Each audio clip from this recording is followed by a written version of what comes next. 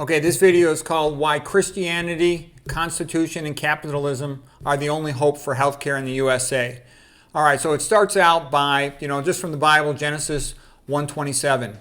Man is created in the image of God. Therefore, he's part divine. Therefore, you should not abuse him. Man is created in the image of God. Here's the greatest painting of it, The Creation of Adam by Michelangelo on the Sistine Chapel ceiling. Okay, and that's important because otherwise, the alternative faith in the modern world, there's only two faiths. Everything else is really insignificant, okay?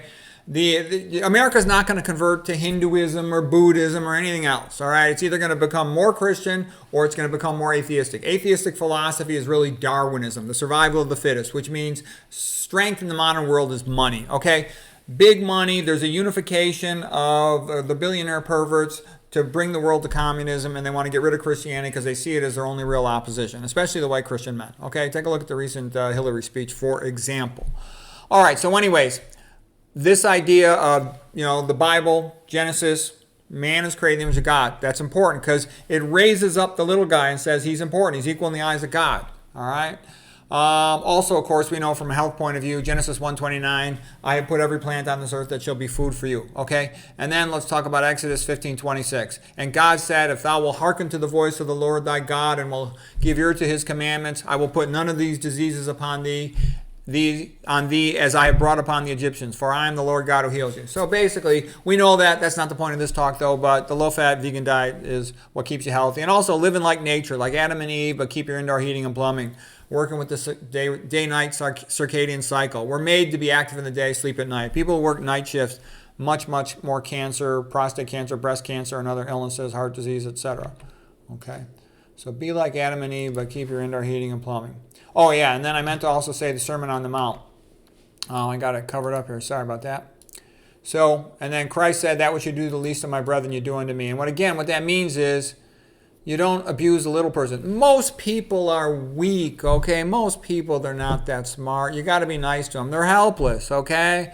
Walk around in public, walk around in a hospital. What do you see? All these fat nurses, and then you see all these pathetic, sick, half-disabled patients. Go to the grocery store. What do you see? All these sick, fat, weak, pathetic, stupid-looking people, okay? Walk around in a public place.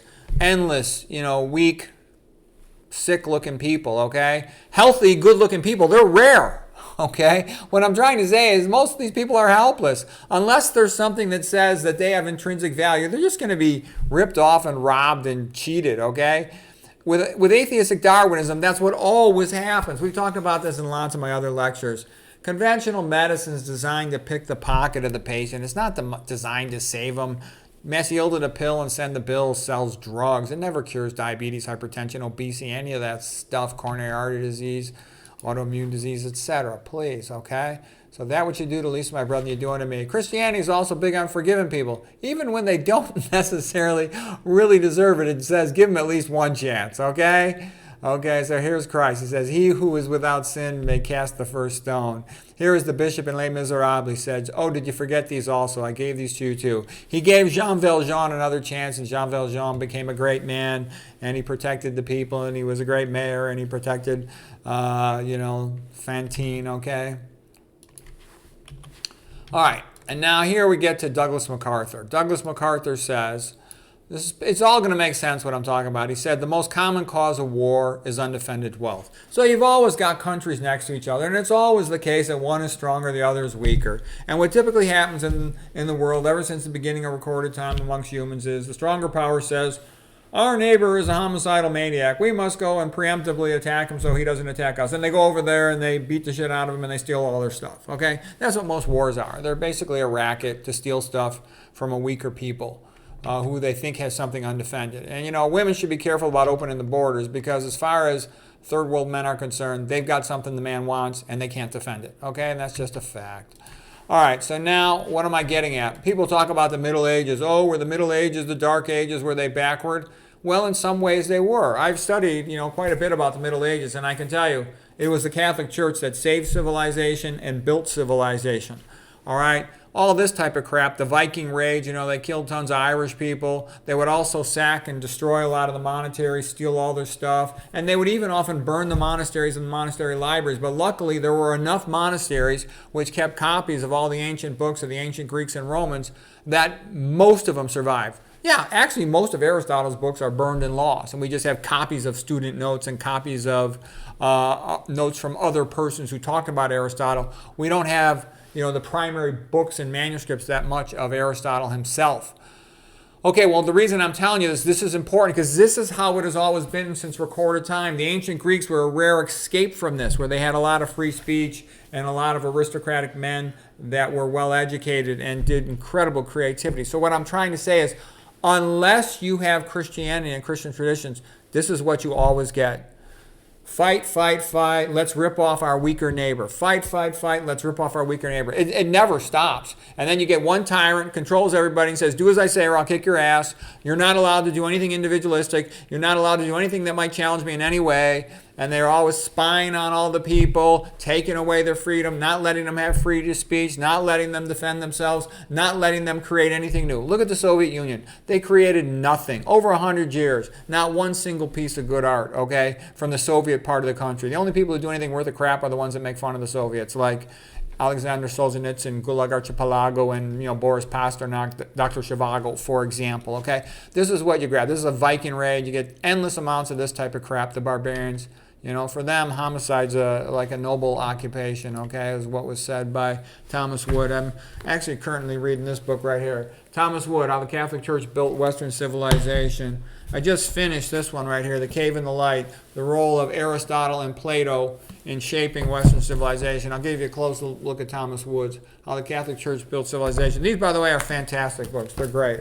Rodney Stark's also a great historian of the Middle Ages. Okay, and there's other ones. Dorsey Armstrong did a great job with her books about the Middle Ages too, especially about King Arthur. Not as much on her other one. Okay, so anyways, what am I showing you here? This is the book by Thomas Cahill, the Irishman, talking about how the Irish saved civilization. And what he refers to by saying the Irish saved civilization is the Irish monks were fantastic. They say there's two types of Irish. There's drinkers and thinkers, okay? And the thinkers were the monks in the Middle Ages. And they copied all the ancient manuscripts. Here's the beautiful Book of Kells. Okay, here's St. Columba. Okay, they loved all these books from the ancient Greeks and Romans, and they made copies of them and copies of the Bible, and they illustrate them. It kind of reminds me of Sergio Aragone's Mad Magazine illustrating the margins, as well as, of course, Monty Python illustrations comes from a lot of that. One of the Monty Python's guys was a medieval scholar. Okay, so that's the book, How the Irish Saved Civilization, right there. And, the monasteries in France and Italy also did fantastic things. And, while the atheistic pagan barbarians were running around, raping and pillaging, and all over the world there was wars and tyranny, the monks were trying to make things work. They tilled the fields. They developed the early versions of metallurgy. So they were great farmers. They were good mechanics for that time. They sort of ushered in the mechanical age. They invented a lot of things. And a lot of people don't know, they did so many things you don't even know it, like in astronomy. There's 32 craters on the moon named after Jesuit priests because they were so into astronomy. So here's the book, How the Catholic Church Built Western Civilization by Thomas Woods, okay? And I'm getting at something. I'm getting at something more big here too. We're almost finishing up here. You need the Constitution for free speech and the other amendments, as Thomas Jefferson said, that, protect the people against being tyrannized and abused.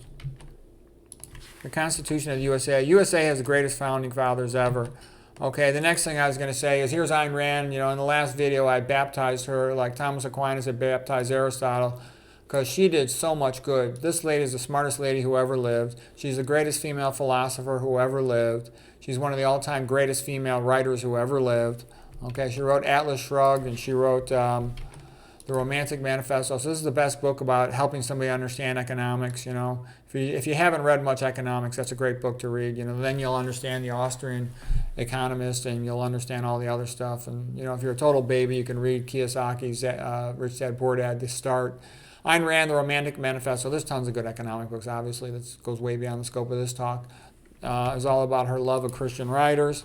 Okay, and then, here's what it comes down. I love this song here by Kennedy Anderson, I Will Serve the Lord. And then, here's what it comes down to. We're either going to have a great awakening where we're going to return to Christian ethics and be honest and be good and do what's right, or we're going to go into the so-called Great Reset of, depopulation, return of slavery, tyranny, no freedom, no creativity, third world crap, turn the USA and all of Europe into third world crap holes. And that's what it comes down to. Do you want freedom? And you can't have freedom without Christianity. Now, you could say you can, but there's no evidence. If you read the Bible and actually pay attention to what does it say, what it says is whenever a country turns its back on God, then they get their ass kicked, okay? Look at Europe. Europe became progressively socialist and atheist, and now they're getting the crap beaten out of themselves. Their government has been taken over by the EU, a bunch of commies, okay? And they've opened up all the borders, and they're flooding the place with third world, savages who are just beating up the people of Europe, and they're raping the women in the streets, okay? And that's the way it goes. And the United States was, a quarter of the way down that path, and it looks like hopefully that has been stopped, but we don't know. What's the shutdown? Is the shutdown anything more than a way to prevent, making America better? I don't know. I really don't know. But anyways, the eternal struggle between good and evil, it continues. And right now, evil's winning. Good is trying to make a comeback, but it's still got a long way to go. And it's good to think like Christian thinking for the individual. Here's a good quote by Augustine. Wrong is wrong, even if everyone is doing it.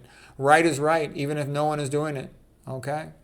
And so anyways, every individual has their choice. And either we go back to Christian ethics and celebrate all these good things and stand up for them, or it's third world tyranny and slavery coming back to the entire Western world. Because what the billionaire perverts have to do is get rid of the Christianity, especially the white Christian man. Because if they don't do that, that's the only group that's capable of making enough noise to get the people to say, look, we want freedom to continue in this world. And all the other ethnic groups, they think they're too small, they're too weak, they're corrupt, they can pay them off.